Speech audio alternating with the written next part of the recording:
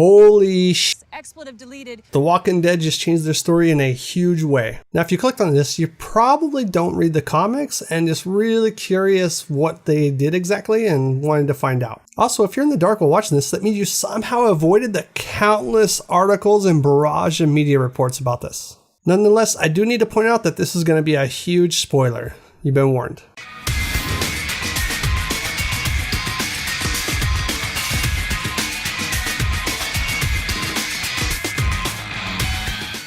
So this month's issue, number 192, titled The Aftermath, Rick Grimes finally meets his end. But before we get too much into that, let's take a look at exactly how he got here. Unease and unrest is brewing in the Commonwealth. The lower class is at odds with the upper class, feeling they're being abused and taken advantage of. Despite Rick's best efforts, a civil war is about to break out. Before the two sides charge in and start killing each other though, Rick steps in between them and gives one hell of a speech. This ends with Governor Milton being taken into custody. Afterwards, while the community is cleaning up from the rioting and undead horde that marched through there earlier that day, Sebastian, Governor Milton's son, storms off. Later that evening, Rick does let Milton out though and allows her to stay in her own house, with some guards posted just in case. That night, a very enraged Sebastian sneaks into Rick's room. Blaming Rick for ruining his life in the Commonwealth, he lets him have a piece of his mind right before letting him have a piece of his bullet to the chest. And there's where last month's issue left off. Now this is The Walking Dead, so nothing's ever really certain until it's certain. I mean, if they can have a kid get shot in the face and survive, you don't know what they can do with Rick to let him survive this. However, that hope was quickly dashed as issue 192 picks up right where 191 left off, and Sebastian unloads his full clip into Rick. That morning, Carl wakes up in a really good mood over what happened the previous day. He goes to find his dad so they can have breakfast together, but when he gets to Rick's room, the mood changes. Something's not right. Opening the door, he's immediately confronted by a walker.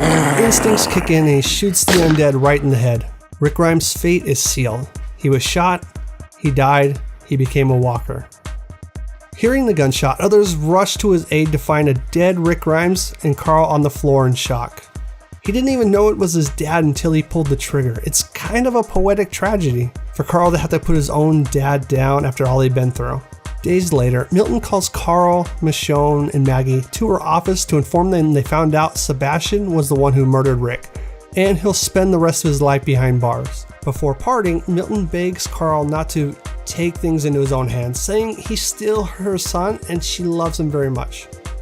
Carl goes down to visit Sebastian, who seems to not have any remorse about what he did. He tells Carl that Rick was the first person he's ever killed, and it was just so easy. Carl assures him that he will not seek revenge, that watching Sebastian spend the rest of his life in a cell with no freedom was much more suitable punishment than death. Remind you of anyone? Carl and Michonne head back to Alexandria to bury Rick. Behind them is hundreds of citizens of Commonwealth who wanted to make the long journey to be a part of Rick's funeral and pay their respects. The issue ends with Carl collapsing on the side of the road, telling Michonne he can't go on without his dad. He ends up saying, "I can't do this. Not anymore." This issue ends volume 32 of the comics, titled Rest in Peace. This would also be considered an end to the Commonwealth story arc, and while I have mixed emotions about it, there's no doubt this was the most impactful endings ever.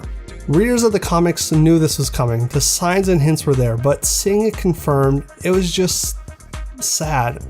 I don't think you can ever truly be ready for something this big, and seeing it with my own eyes nearly brought me to tears. This was a fitting end to the comic's most influential character, and love him or hate him, Rick Grimes is The Walking Dead and will forever be missed. We are The Walking Dead. Well, what did you think of Rick's ending? Was it a well-deserved send-off to the main man himself, or do you think The Walking Dead will end up pissing off a large fan base because of this? Leave your comments in the section below, and until next time, keep on walking.